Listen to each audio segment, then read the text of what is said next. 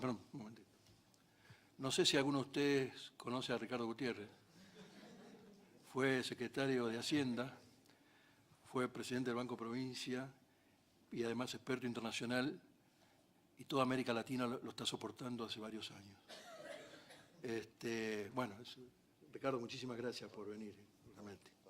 Contá que además de esto hemos ganado también muchas consultorías y asesorías Obviamente. en estos 20 años. En estos 20 años, la verdad que este modelo nos va, en lo personal también, a muchos de los que acá estamos nos ha permitido hacer consultoría en toda América Latina. Bueno, lo primero que quiero referirme es, primero agradecer, porque realmente es muy emotivo, en serio, este acto organizado por ASAP de estos 20 años, porque realmente 20 años éramos jóvenes entonces, ¿no? Porque, no, realmente cuando uno lo piensa en lo que son los procesos de reforma y el mantenimiento de estos procesos de reformas profundas, que dure, que persista, que ya se haya mejorado, es todo realmente un logro de todos, no de alguien en particular. Y bueno, eso le da emotividad y la verdad que recién hablando con Raúl Rigo veo las cosas que se están haciendo y bueno, hay para otros 20 años, así que es muy lindo. Lo primero que quería ubicarme un poco qué es el contexto de qué es la administración financiera. ¿Cómo la ubicamos en la economía? Porque esto parece un poco, apareció de golpe, este nombre no se usaba en la Argentina mucho. Recuerden que en eso estaba vigente la ley de contabilidad, que era una situación de más un cuadro de derecho administrativo que de administrativo, pero que el nombre administración financiera no era desconocido. Es más, yo leí recientemente un libro publicado por alguna tratadista que decía que era un nombre importado prácticamente del imperialismo yanqui o algo así, ¿no? O sea que eran como cosas extrañas a nuestro proceso administrativo y demás. O sea que todavía se sigue discutiendo si...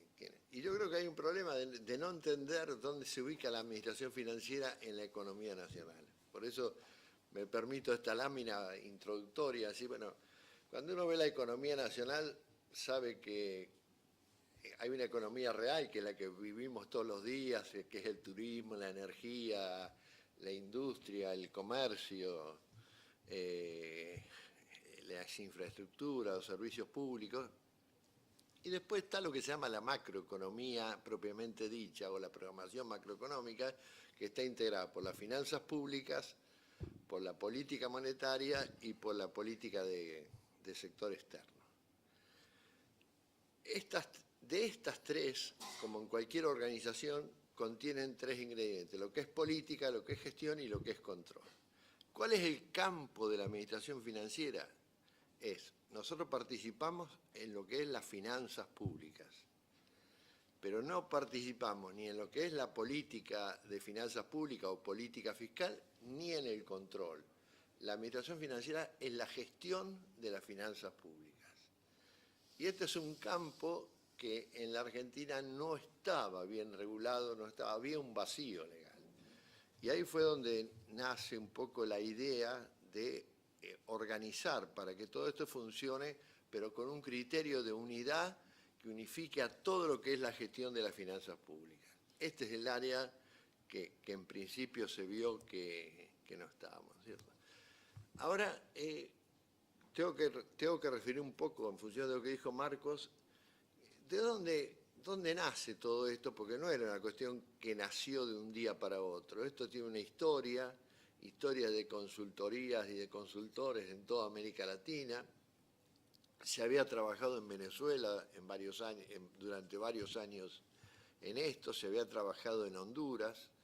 Había una vieja ley de administración financiera de Ecuador, que si bien no tiene nada que ver en general con la síntesis de todo esto, sí eran los que le daban un criterio de organicidad a la administración financiera, al compás de unos trabajos del CIMAFAL de los años 89, que organizaba también, empezaba a hablar por primera vez de los sistemas de presupuesto, de crédito público, de contabilidad.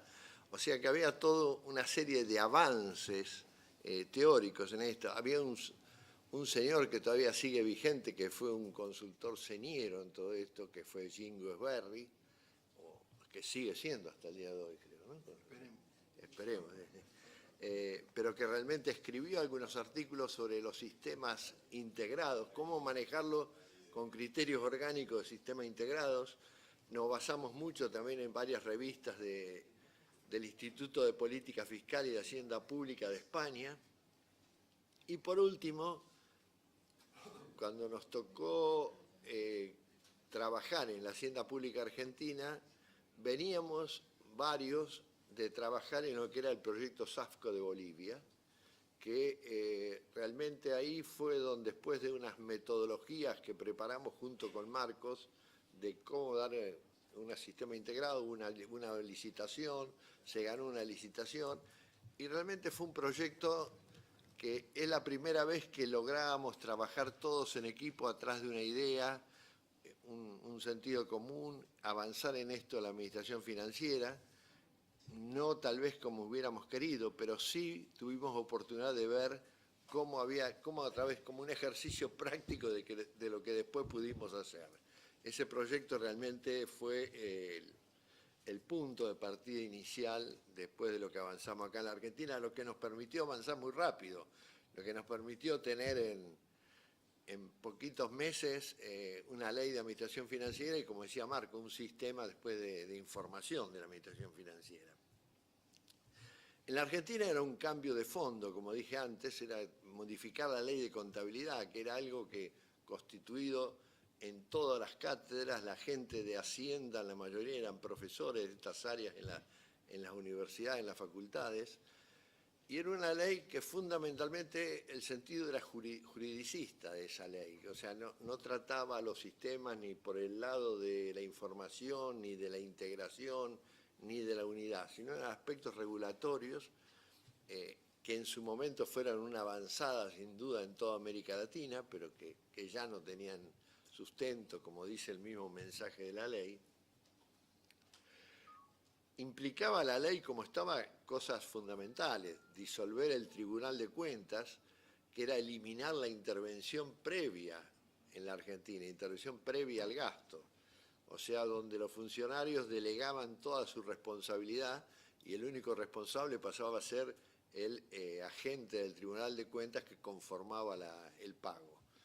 Realmente este es un tema todavía debatido, si estaba bien o mal eliminar la intervención previa, lo discuten todos los países, pero no hay ninguna duda que está muy claro que la intervención previa ya es algo de la historia y algo que juega contra la responsabilidad que los funcionarios deben tener, porque una vez que el gasto está santificado por el Tribunal de Cuentas, queda aprobado. Se cambiaba la Sindicatura General de Empresas Públicas, ya también esto tenía que ver con las privatizaciones, dejaba de tener mucho sentido, y además utilizamos como referencia algunos modelos, sobre todo en el área de control, como los de Canadá, Nueva Zelanda, México y la vieja ley de Ecuador, que en materia de control sí reflejaba prácticamente lo mismo que quería que reflejara de acá. Se trabajó con consultoría del Banco Mundial, sobre todo en el área de control, con el doctor Malas Echeverría, y evidentemente logramos mucho apoyo del Congreso en las conversaciones iniciales con los diputados y senadores que estaban a cargo de las comisiones de presupuesto y demás, que en todos los sentidos fueron permeables y favorables a este cambio. Después Oscar Lamberto nos explicará un poco más las internas que evidentemente desconocemos de todo este análisis político y demás. Es decir, la administración financiera la hemos definido, no hace falta definirla ya, pero tiene que ver fundamentalmente con lo que es la obtención de los recursos públicos y su aplicación para el objetivo del Estado. O sea, toda la parte normativa, de sistema, de proceso que tiene que ver con la administración de los recursos financieros del Estado es la administración financiera. La ley, ya entrando en la ley, vemos que regula 4 sistemas de presupuesto, crédito público, tesorería, contabilidad, control interno y control externo. La ley fue una avanzada total en la región latinoamericana, y yo creo que en el mundo, pero como generalmente uno tiene limitaciones para saber lo que pasa en otros países, sí es una ley señera en toda la materia. La ley... Uy, acá salió toda la... Ah, no, acá está, ahí está bien. A ver, pasala por... No, salió todo mal. La ley... ¿Eh? No, está bien, pero se puede leer, no importa.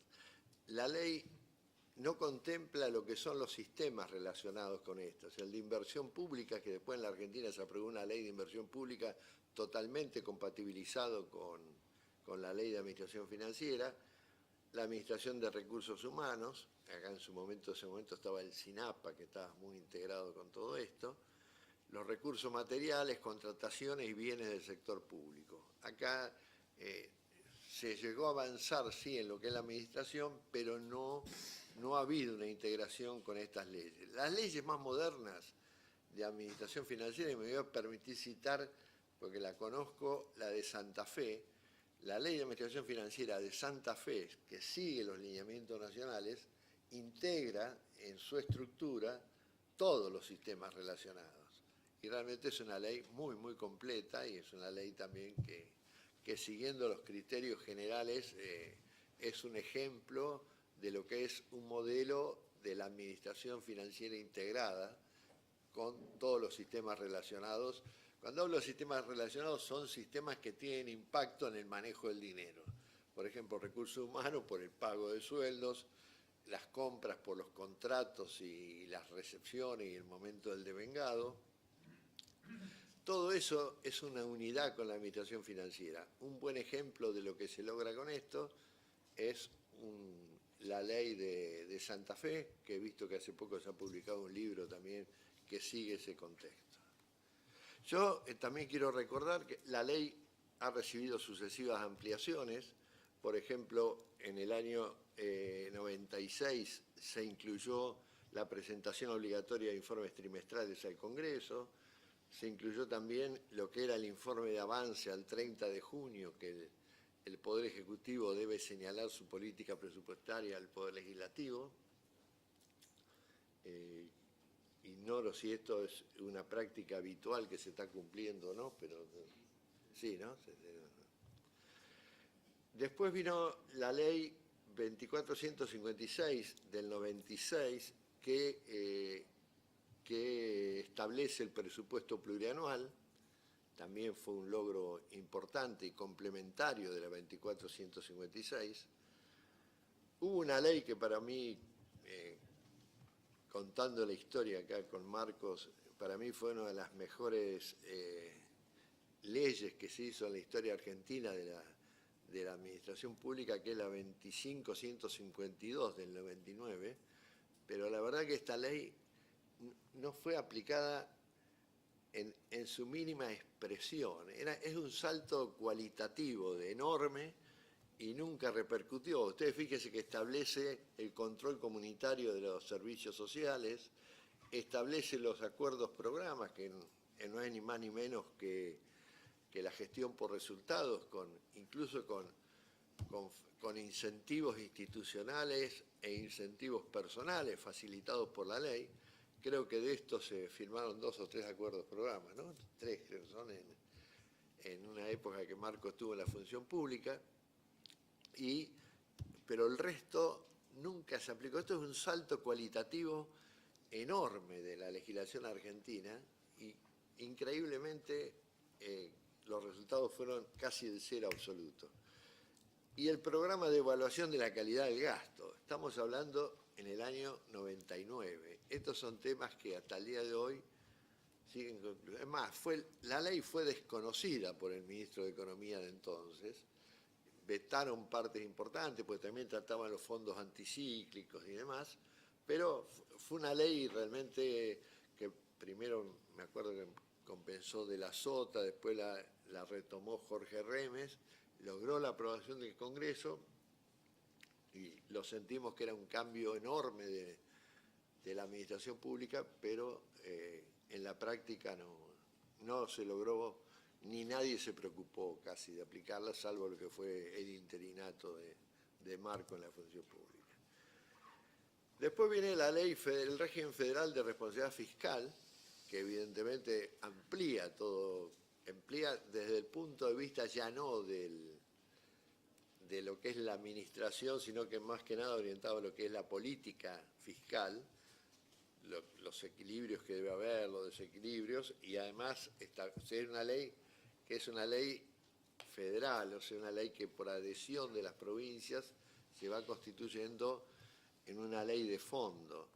Esta ley también es otro salto cualitativo de la Ley de Administración Financiera, pues define muy bien los ingresos, los gastos, el financiamiento, qué es el equilibrio financiero, lo que se ve lograr, y tampoco es una ley no muy cumplida en su mandato. Pero lo cierto es que en materia de normas y de ley, la Argentina tiene un salto muy importante. Así como hubo salto, de mi punto de vista, hubo un retroceso muy grande con el cambio del artículo 37. El artículo 37 hace al juego de la institucionalidad del Congreso con el Poder Ejecutivo. Es decir, el presupuesto, como todos sabemos, es un instrumento del Poder Legislativo que autoriza a gastar y a producir al Poder Ejecutivo y está atrás la responsabilidad del Ejecutivo de rendir cuentas lo que hizo con esas autorizaciones que le dio el presupuesto. Evidentemente, en este artículo el Congreso Nacional delega al Poder Ejecutivo la posibilidad de cualquier modificación presupuestaria. Yo creo que rompe el equilibrio presupuestario y ojalá rápidamente volvamos a la fuente. Aún ya el propio artículo aprobado en la ley era demasiado laxo, demasiado blando, porque decía, solamente limitaba a que no pueda haber movimientos entre finalidades y pasar de gastos de capital a gastos corrientes. Realmente yo creo hoy que el Congreso tendría que aprobar a nivel de función cuánto para educación, cuánto para salud, cuánto para seguridad, cuánto para defensa del medio ambiente, etcétera, etcétera, y también y eso tendría que ser una prohibición del Poder Ejecutivo de cambiar las funciones del gasto, porque funciones en definitiva es lo que la gente y el Congreso aprueba, que es lo que se llama la clasificación de los ciudadanos y que también es lo que aprueba el Congreso, igual que no podés pasar de gastos de capital a gastos corrientes, porque es como si en una empresa estuviéramos autorizando a perder más de lo que te autoricé. Realmente esto es un tema que en el futuro, sin ninguna duda, va a ser un tema de tratamiento y de reflexión. Una cosa que nos tragamos olímpicamente nosotros cuando hicimos la ley, para mí, ya ahora viendo históricamente, es el sistema de recaudación fiscal. El sistema de recaudación fiscal está ajeno a la ley, todo lo que es la recaudación de ingresos públicos, y hay cosas que no pueden estar afuera de la administración financiera. Es decir, nosotros tenemos un órgano recaudador, igual que cualquier otro país lo tiene, que en este caso es la AFIP. Ahora, la AFIP, lo que recauda, la AFIP tiene su propio sistema de fiscalización, su propio sistema, pero lo que recauda no es de la AFIP, es del Estado Nacional. El otro tema es el de las cuentas a cobrar. Las cuentas a cobrar no son cuentas a cobrar de la AFIP, son cuentas a cobrar del Estado Nacional y del Poder Ejecutivo. O sea que necesitaríamos que las cuentas únicas de cada contribuyente estén integradas al sistema de administración financiera. Y el soporte de las cuentas a cobrar del Poder Ejecutivo son las cuentas a cobrar que tiene la AFIP y la aduana. Eso no se ha avanzado acá, ni se ha avanzado en casi ningún país de América Latina. En algunos sí está el sistema pero se basa fundamentalmente en el manejo del dinero. Lo que pasa es que nos estamos olvidando de poner en los balances del gobierno las cuentas a cobrar que tiene la AFIP. Evidentemente la Argentina tiene un problema de que los fondos que ingresan en el presupuesto son nada más que los que por coparticipación le corresponden al Estado Nacional. En cambio, los demás países de la región ingresan todos y salen como transferencias lo que va para los estados, las participaciones, coparticipaciones o como se llame. Este es un tema que en algún momento va a haber que volver a analizarlo también. Como citó antes Marcos,